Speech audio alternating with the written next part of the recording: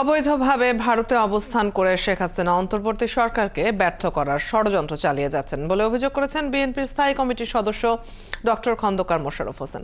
শেখ হাসিনার পতনের পর থেকেই প্রতিবেশী দেশটি বাংলাদেশে অশান্তি ও বিভেদ তৈরির চেষ্টা চালিয়ে যাচ্ছে বলে মন্তব্য করেছেন বিএনপি নেতা রুহুল কবির রিজভী। রহিম রুমনের প্রতিবেদন।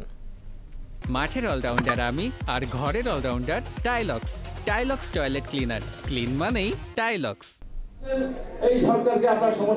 সকালে প্রেস ক্লাবে স্বৈরাচার এরশাদের পতন দিবস উপলক্ষে ৯০-এর ডাকসু ও সর্বদলীয় ছাত্র ঐক্যের আলোচনা সভায় নেতারা বলেন, আওয়ামী লীগের দেশ বিরোধী ষড়যন্ত্র রুখতে বিএনপির নেতৃত্বে ঐক্যবদ্ধ সাধারণ মানুষ। আজকে ষড়যন্ত্র শুরু হয়েছে, চক্রান্ত শুরু হয়েছে অন্তর্বর্তীকালীন সরকারের বিরুদ্ধে, দেশের বিরুদ্ধে, দেশের মানুষের বিরুদ্ধে, স্বাধীনতার বিরুদ্ধে, সার্বভৌমত্বের বিরুদ্ধে। বিএনপির স্থায়ী কমিটির সদস্য ডক্টর খন্দকার মোশাররফ হোসেন বলেন, দেশের স্বাধীনতা সার্বভৌমত্বের বিরোধী শক্তিকে রুখতে একমাত্র সমাধান নির্বাচন।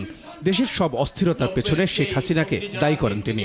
আন্দোলনের মুখে পদত্যাগ করতে বাধ্য হয়েছে এবং দেশ থেকে পলায়ন করতে বাধ্য হয়েছে। অবৈধভাবে একটি দেশে আছে, সেখান থেকে তারা ষড়যন্ত্র করবে এটা অবিশ্বাস করি না। তারা পতিত একটি স্বৈরাচারী সরকার, তারা চেষ্টা করবে বাংলাদেশে একটা অশান্তি সৃষ্টির জন্য, আমাদের মধ্যে বিভেদ সৃষ্টি করার জন্য। সেই চেষ্টাগুলো যে করছে আপনারা নিজেরা সকলেই টের পাচ্ছেন।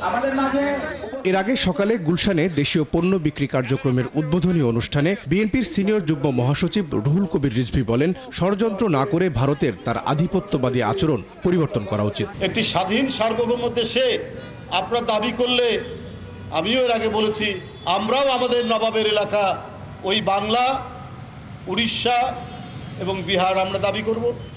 আপনাদের এই হিংসাস্ত্রয়ী মনোভাব, আপনাদের এই ধরনের অপরকে ঘৃণা করার মনোভাবের কারণে আজকে নেপাল আপনাদের সাথে নেই, আজকে ভুটান আপনাদের সাথে আর নেই, আজকে শ্রীলঙ্কা আপনাদের সাথে নেই। যারা আমাদের দেশের প্রতি আগ্রাসন চালাতে উস্কানি দেয়, তাদের সাথে আমরা কোনো ব্যবসা বাণিজ্য করতে চাই। এদিকে বাংলাদেশের বিভিন্ন এলাকার মালিকানা দাবি করে ভারতীয় গণমাধ্যমের অপপ্রচারের সমালোচনা করে তিনি বলেন, রুচিহীন এসব অপপ্রচার চলতে থাকলে বাংলাদেশের মানুষও বিহার, উড়িষ্যা সহ নবাব শাসিত এলাকার দাবিতে সোচ্চার হবে। এই দেশকে আপনারা চোখ। রহিম রুমন, ৭১, ঢাকা।